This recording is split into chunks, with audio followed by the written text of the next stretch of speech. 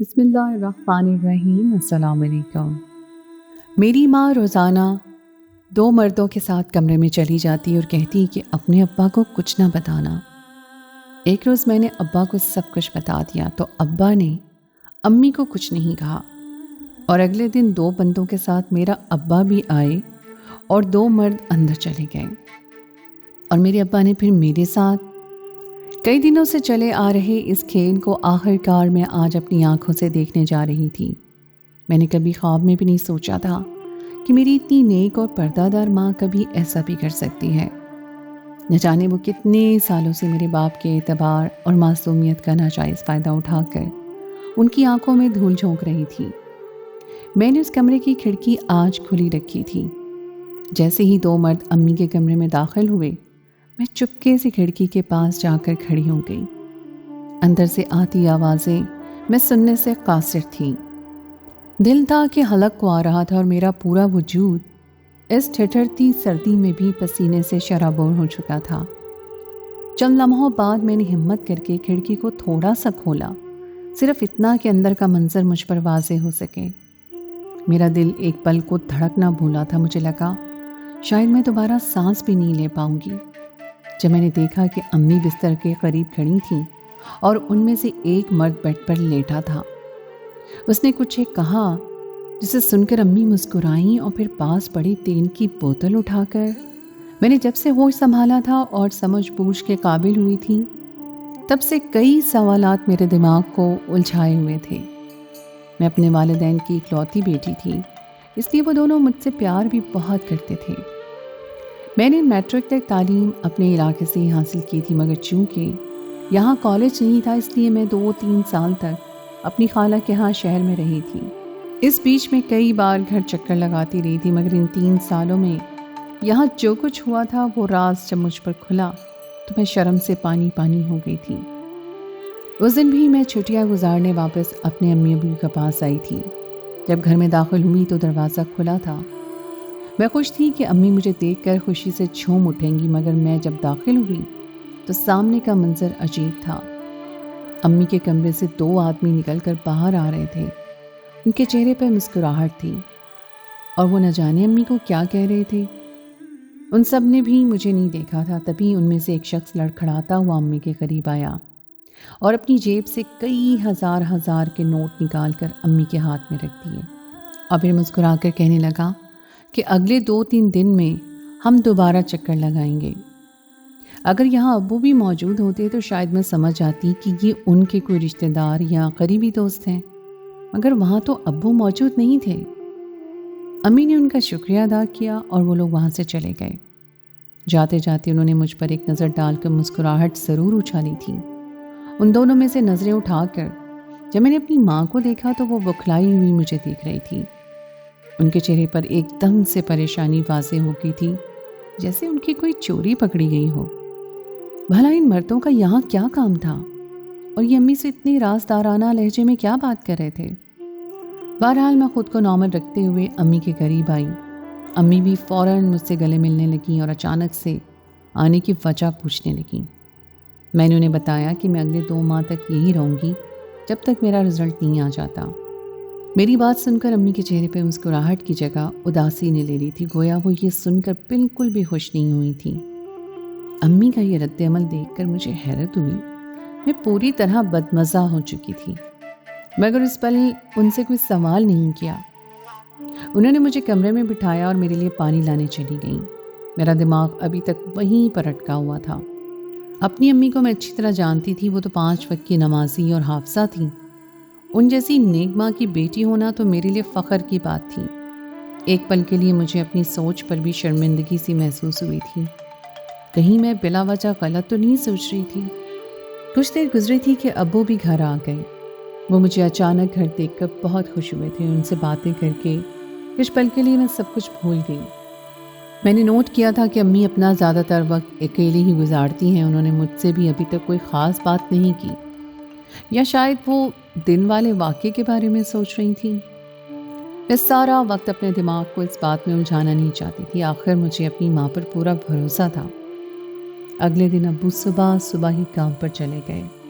ان کے جاتے ہی امی نے جلدی سے پورے گھر کا کام ختم کیا اور پھر مجھے بولی کہ ماریا اب تم یہیں اپنے کمرے میں ہی رہنا، کسی بھی چیز کی ضرورت ہوئی تو مجھے آواز دے دینا، مگر کمرے سے باہر نہ نکلنا۔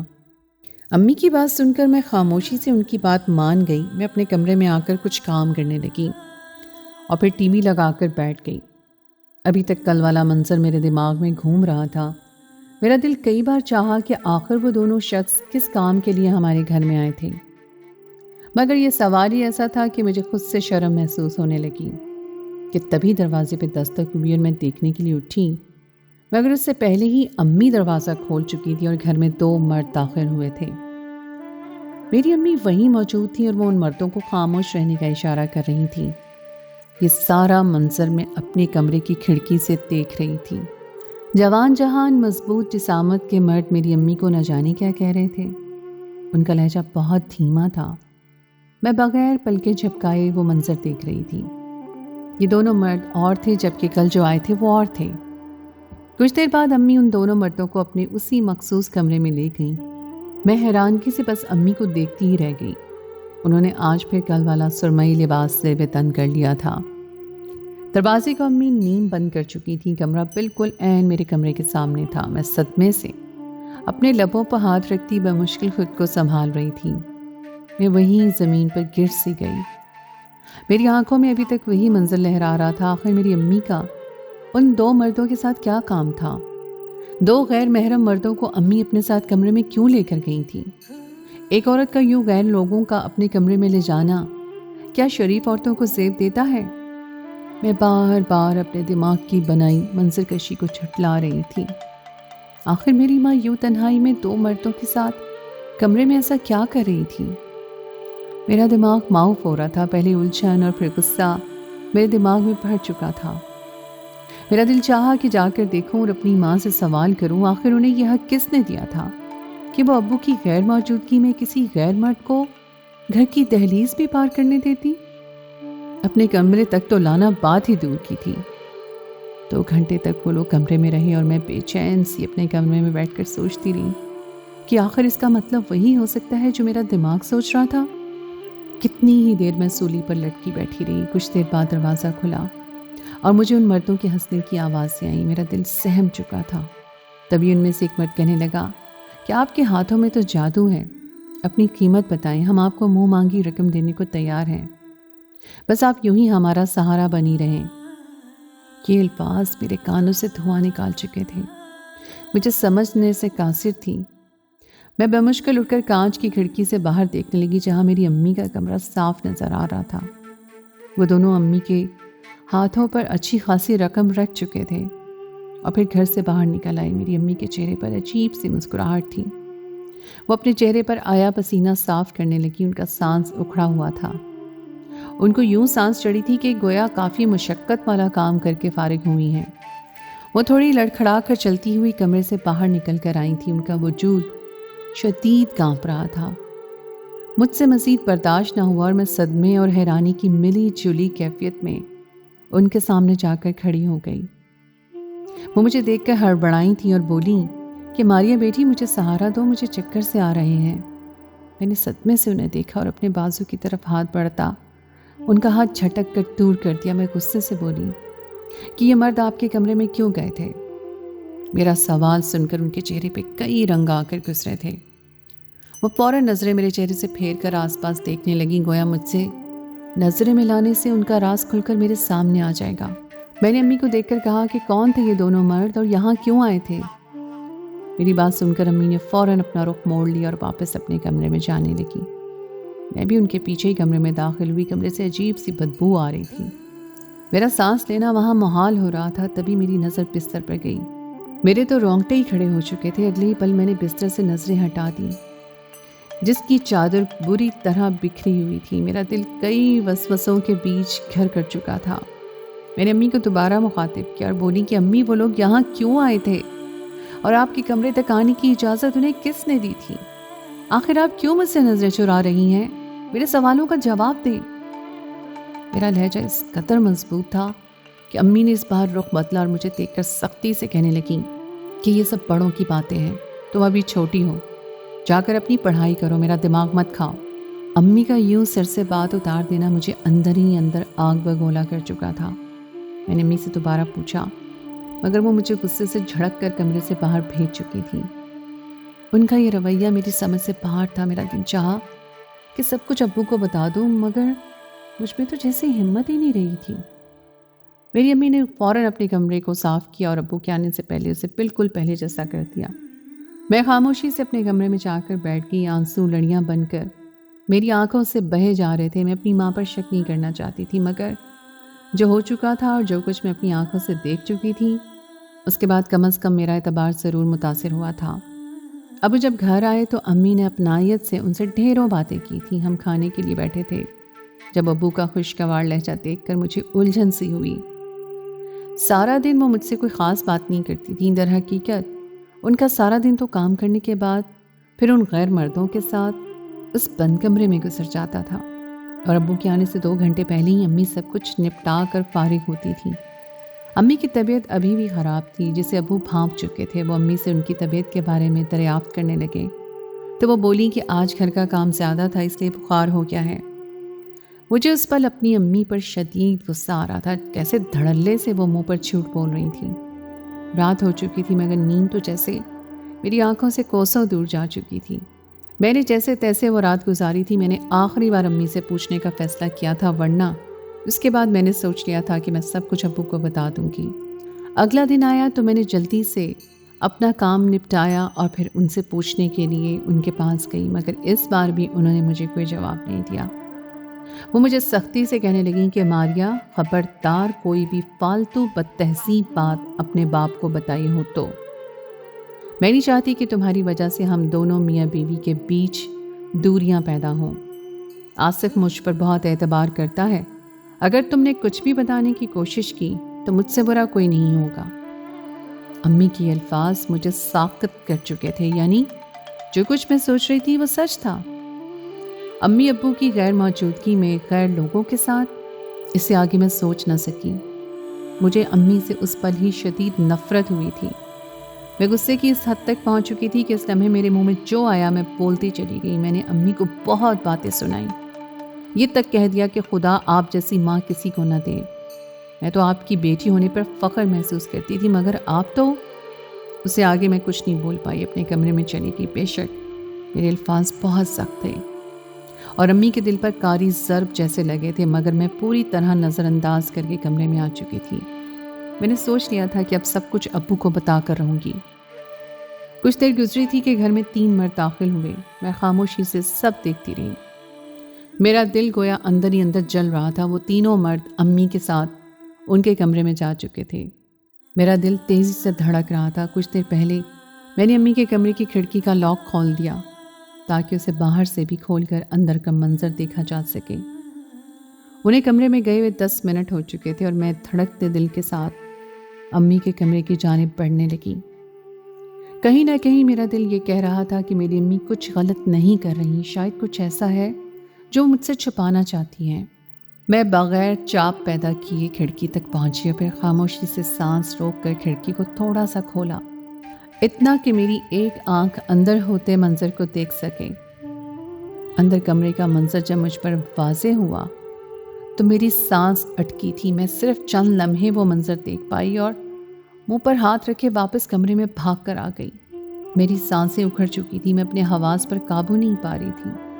کتنی ہی دیر میں بے یقینی سے بیٹھی رہی، مجھے اپنی ماں سے گھن آنے لگی۔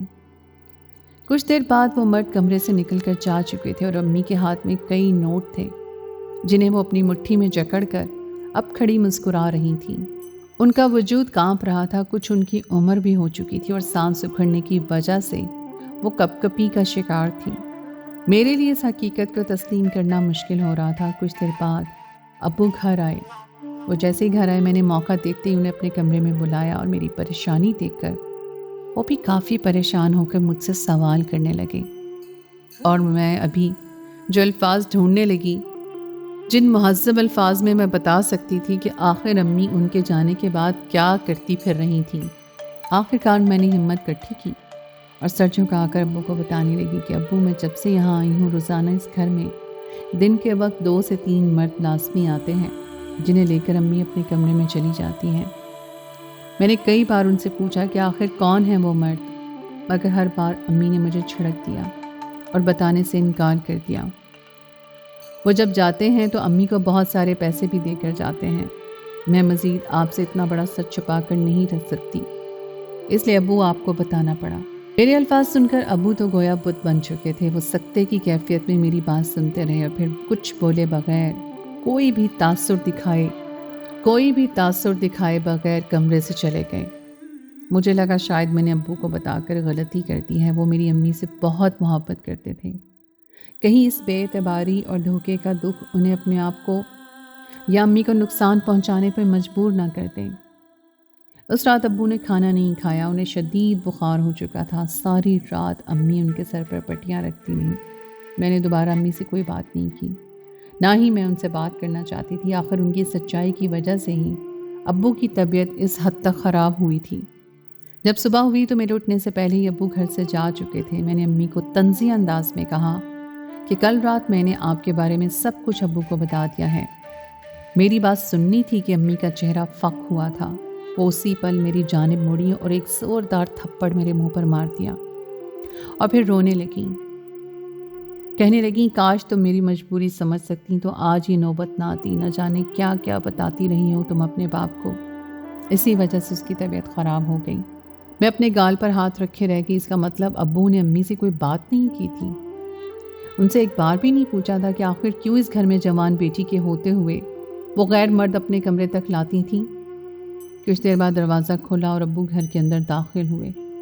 مجھے حیرت کا جھٹکا تو اس وقت لگا جب ان کے ساتھ 2 مرد دیکھے۔ میرا دماغ معاف ہوا تھا کیونکہ یہ تو وہی مرد تھے جو میں نے سب سے پہلے اس گھر میں آتے دیکھے تھے، مگر یہ لوگ ابو کے ساتھ کمرے میں داخل ہوئے۔ میں اپنے کمرے سے یہ منظر دیکھ رہی تھی جب وہ ابو کے ساتھ امی کے کمرے کی طرف جا رہے تھے۔ میرا دل دھڑکنا بھول چکا تھا جب ان دونوں مردوں سے کمرے میں جانے سے پہلے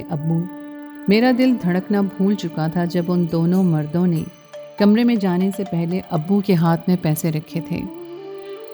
مجھے لگا شاید میری دوسری سانس نہیں آئے گی۔ وہ دونوں مرد کمرے میں داخل ہو چکے تھے اور دروازہ نیم بند کیا جا چکا تھا۔ میرے ابو کچھ دیر کے لیے کمرے میں گئے اور پھر کمرے سے باہر نکل آئے۔ ان کا رخ اب میرے کمرے کی جانب تھا اور میرا دل پوری طرح سہما ہوا تھا۔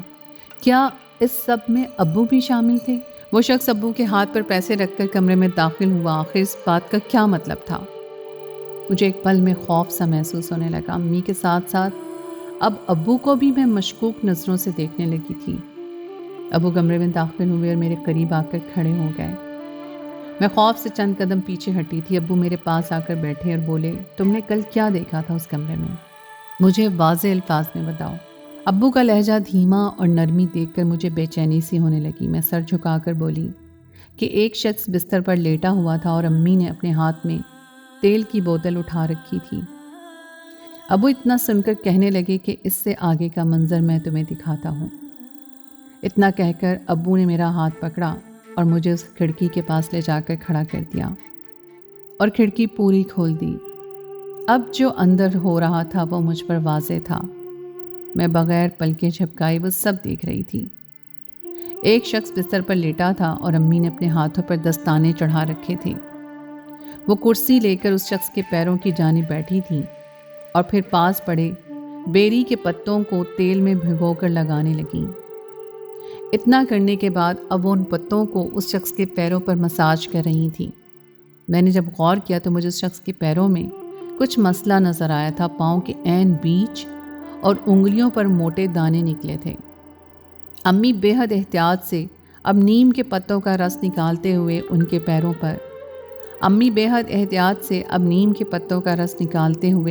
کے پیروں پر لگا کر نہ جانے کیا ورد کر رہی تھیں۔ اتنا منظر دکھا کر ابو نے میرا ہاتھ پکڑا اور واپس کمرے میں لے آئے۔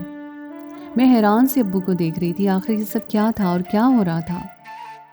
مجھے یوں سوچ میں ڈوبا پا کر ابو نے میری طرف دیکھا اور بولے کہ میری ماں یعنی تمہاری دادی ہر قسم کی رسولیوں کا روحانی علاج کیا کرتی تھی۔ ان کے ہاتھوں میں اس قدر شفا تھی کہ لوگ دور دور سے ان سے علاج کے لیے آتے تھے۔ جب ان کا آخری وقت آیا تو انہوں نے اس دنیا سے جانے سے پہلے اور اذن یعنی تمہاری ماں کو اجازت دے دی کہ اس کے بعد اب وہ یہ خیر کا کام کیا کریں گی۔ تم جانتی ہو بیٹی، یہ سارے مرد وہ ہیں جن کے پیروں اور ہاتھوں میں کسی شخص کے دماغ میں رسولیاں بن چکی ہیں۔ یہ لوگ خاموشی سے تمہاری ماں کے پاس آتے ہیں اور اپنا روحانی علاج کروا کر صحت یاب ہو جاتے ہیں۔ یہ عمل تبھی کامیاب ہے جب اس کے بارے میں صرف اور صرف یہاں آنے والا مریض جانتا ہو، اور اگر کسی کے سامنے یہ راز کھول دیا جائے تو اس علاج کا اثر ختم ہو جاتا ہے۔ ریاکاری کا عنصر شامل ہونے سے کسی بھی طرح کی نیکی ضائع ہو جاتی ہے، اور کسی مریض کا اس طرح علاج کرنا ایک نیکی ہے۔ اس لیے تمہاری ماں تم سے یہ راز چھپاتی آئی ہے۔ ابو اتنا کہہ کر خاموش ہو چکے تھے اور میں شرم سے پانی پانی ہو کر نظریں جھکائے کھڑی تھی۔ ابو وہاں سے جا چکے تھے اور میں اپنی سوچ کو ملامت کر رہی تھی۔ میں نے کیسے آدھا ادھورا سچ جان کر اپنی آنکھوں سے دھوکہ کھا لیا تھا اور اپنی ماں کے کردار پر شک کیا تھا۔ وہ لوگ تو اپنی بیماری کو جڑ سے ختم ہوتا دیکھ کر امی کو پیسے دیتے تھے، ورنہ میری امی تو یہ کام بھی فی سبیل اللہ کر رہی تھی۔ جب وہ لوگ چلے گئے تو میں امی کے پاس گئی اور ان کے قدموں میں گر کر معافی مانگنے لگی۔ وہ فوراً مجھے سینے سے لگانے لگی۔ میں ان سے سیدھی طرح اس عمل کے بارے میں بات نہیں کر سکتی تھی، ورنہ ان کا عمل ضائع ہو جاتا۔ امی مجھے معاف کر چکی تھی، مگر اتنا عرصہ گزرنے کے بعد بھی مجھے اپنی سوچ پر شرمندگی سی محسوس ہوتی ہے۔ بعض دفعہ ہم کہانی کا ایک رخ جان کر نتیجہ اخذ کر لیتے ہیں، جبکہ حقیقت کچھ اور ہی ہوتی ہے۔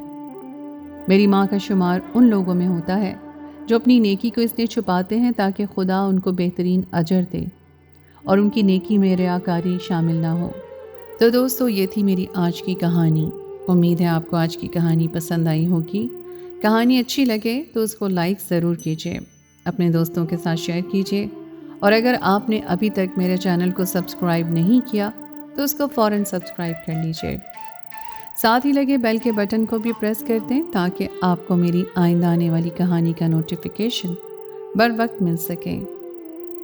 اگلی کہانی تک کے لیے مجھے دیجیے اجازت۔ خدائے پیمان۔